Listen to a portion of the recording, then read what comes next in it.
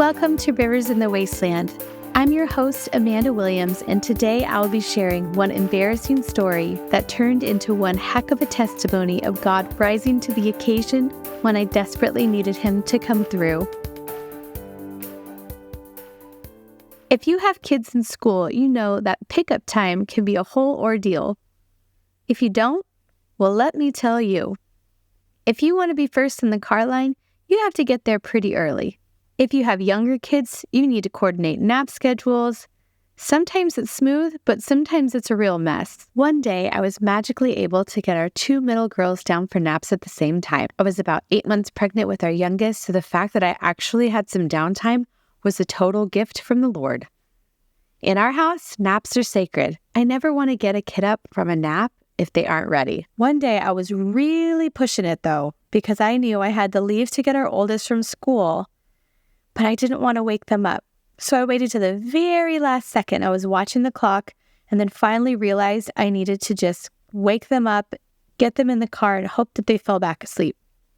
Thankfully, this particular day, they both transferred and fell asleep pretty quickly. So I'm going to have you join me in the car. You're going to be in my passenger seat. I'm leaving the house. I was feeling pretty good. I had gotten some rest. The girls were asleep again. I'm feeling good, jamming to my songs. Then all of a sudden, I realized, oh man, my gas light's on. I left with just enough time so I wasn't going to be late. And of course, I'm on E. Now you're probably thinking, oh, now she's going to be late because of course she's going to stop for gas. But that didn't honestly even cross my mind. I just thought, I'm going to go get her, and then I'm going to go to the gas station right away. Well, I'm cruising on the highway, watching the numbers lower on the gauge, because, all the cars nowadays have the gas gauge where the numbers lower as you're getting closer to E. Well, I still had numbers on mine, so I'm like, okay, it's pretty good. Well, all of a sudden, the numbers go from a number, I don't even know, it didn't get all the way down to 0. It goes from maybe like 20 to just low.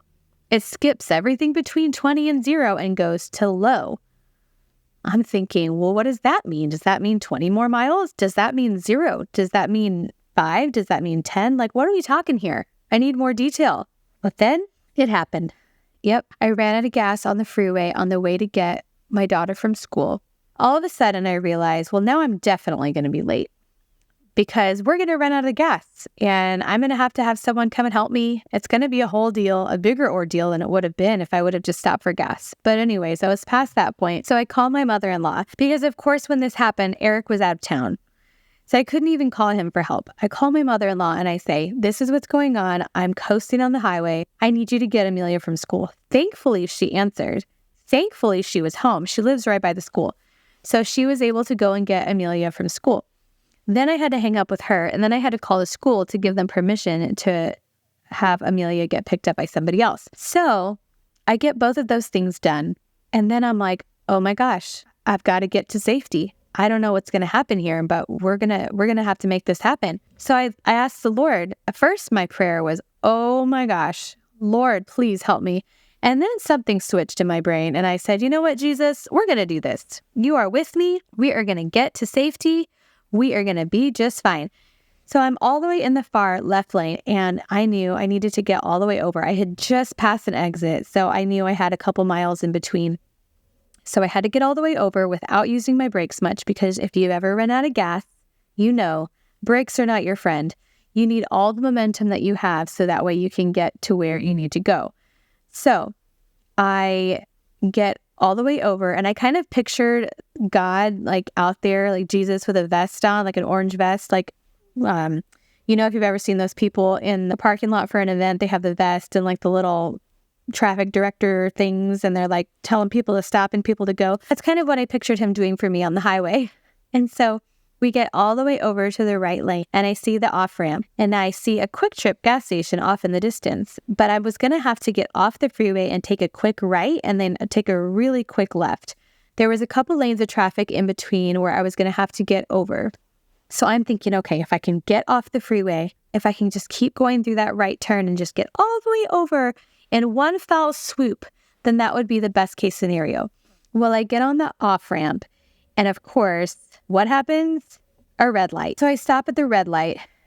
Obviously, I'm completely stopped. Again, not my friend. Stops are not my friend at this point. And I'm just waiting there and I'm like, okay, Lord, when that light turns green, I'm going to go. My car is going to move. I know it. So I'm picturing him behind my car, like in his robe and sandals, like behind the Traverse. The light turns green. I take my foot off the brake and my car moves. I start going. I go to the right and then I start to get over and I'm moving through a few lanes of traffic. At this point in the day, there was pretty good traffic coming across the bridge. There was a little bit of a hill, so I had that going for me, but it wasn't much. I was just weaving my way through and I got all the way over to the left lane, which was a miracle in itself. I get to the left lane and there's 4 cars in front of me and the light has turned red. And just like, okay, I'm at my second red light. I'm not really on much of a hill anymore. I'm at a complete stop. But Jesus, when I take my foot off the brake, my car is going to go. We're just going to do this. So the light turns green. Cars start moving, my car starts moving, and I get all the way up there, but everybody's moving pretty slow. So the light turns yellow and then red, and I am now the first car up at the line ready to go through the intersection when the light turns green again. So that is now my 3rd red light. So I'm just sitting there like, Jesus, when I take my foot off the brake, we are going to go. We're going to do this. I know it. You've gotten me this far. You are going to take me the rest of the way. And what I can see at that point, I'm sitting there at the red light. I could see that once I moved through the intersection, if I was going to hit a little tiny bit of a hill, and then going into the Quick Trip parking lot was going to be a little bit of a hill going up. So I was going to have to hit that hill perfectly and get enough momentum where I could go down and then go up into the parking lot. The light turns green. My car doesn't move. I'm just sitting there now with my hazards on, praying. Cars start to go around me, and I'm just sitting there like, Jesus, let's do this. Let's go. Come on, move my car, move my car. And then all of a sudden, you guys, my car starts moving.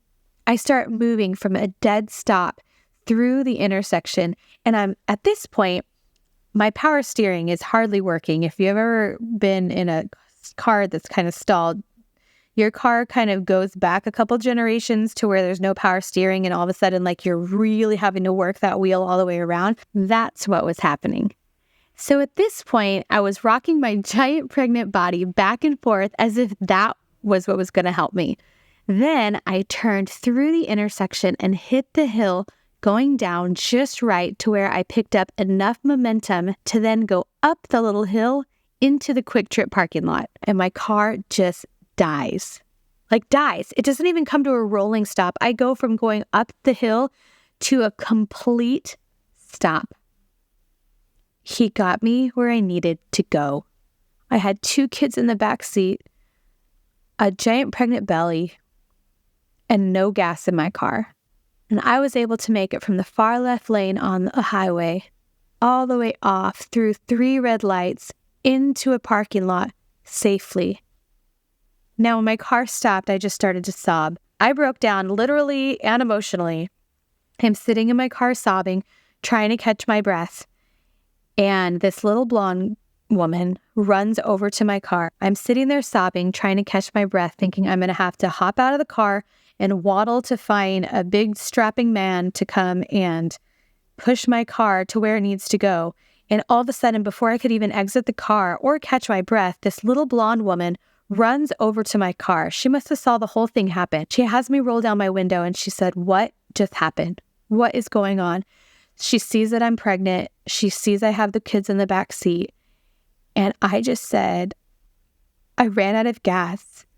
I barely pulled in here. I need to get my car to one of the pumps." And I'm sobbing. She's like, "Hold on, take a deep breath." She tells me, "I'll be right back." And she runs off. She comes back a couple minutes later with a gas can. She had gone to buy a gas can and then she went and filled it up just enough so that I could get from the parking lot over to a pump. I went over to the pump. I filled up my tank, and while my tank was being filled up, she ran into the gas station and bought a bottle of water. She came back over and she got it to me and she made sure that I was okay. We talked for a couple minutes and then she left. I never saw her again after that. I knew that God was with me on that journey to the gas station, that He had someone ready for me in the flesh to take care of me in just the way that I needed so that I could get my car full of gas. It was amazing. I was so pumped. When I left that gas station, my faith was just built so much. I knew there was no way that that could have happened without divine intervention. I wanted to tell everyone that story. I wanted to talk about it to my small group. I wanted to text everybody I knew, and I probably did. Now that I think about it, I do remember texting people about this story, and I know that I talked to my small group about it that night. But on the way home, after all this happened, I'm sitting there just praising the Lord, thanking God, and all of a sudden the negative talk starts happening. The enemy's in my ear. I cannot believe that you let that happen. You should be so embarrassed. Who does that? You are so irresponsible. And this isn't the first time that it's happened, not the first, second, or third time. And yeah, he was right. This is the fourth time that I've run out of gas. I'm not proud of it. I should be embarrassed. I am embarrassed that that's happened to me so many times, but not embarrassed enough to not talk about it because God should get the glory in this situation for sure. But yes, the enemy was trying to play on that. He was trying to play on the fact that I was the one that made a mistake, that I was the one that messed up, that I was in that mess because of my own bad judgment. But you know what? All of the talk that the enemy had and God's truth was even louder, that He wants to be there for me even when I make a mistake. Even when I'm the reason that I'm in a mess, He still is available to come and help us. His word doesn't say that He's only available to help us when somebody else is the reason why we're in a mess. He is always ready to lend a hand. He's always ready to bend down and help us. So as I was preparing for this episode, I was going back through all of the emotions of what happened and realizing that there was so many things that the enemy was whispering in my ear, trying to get me to feel ashamed, trying to get me to feel embarrassed, trying to get me to feel like I should just keep this to myself, because if I wanted to share the miracle that God did, I would first have to talk about something stupid that I did. And that's just like the enemy, trying to be louder than the miracles that God has done in our lives. But we know that God's truth speaks so much louder than the lies. As I was reliving this experience to share it with you, I was reminded of a passage in Psalms. The book of Psalms is full of prayers and songs that are written in a very emotional way. I think that's why I can relate to them, because they're just so human. In Psalms 86, verses 1 through 7, it says, "Bend down, O Lord, and hear my prayer. Answer me, for I need your help. Protect me, for I am devoted to you. Save me, for I serve you and I trust you. You are my God. Be merciful to me, O Lord, for I am calling on you constantly. Give me happiness, O Lord, for I am giving myself to you. O Lord, you are so good, so ready to forgive, so full of unfailing love for all who ask for help. Listen closely to my prayer, O Lord. Hear my urgent cry. I will call to you whenever I'm in trouble, and you will answer me." I love that. This is a prayer from David, and he's just describing how devoted he is to the Lord. And he's talking about how God is going to be there ready to respond.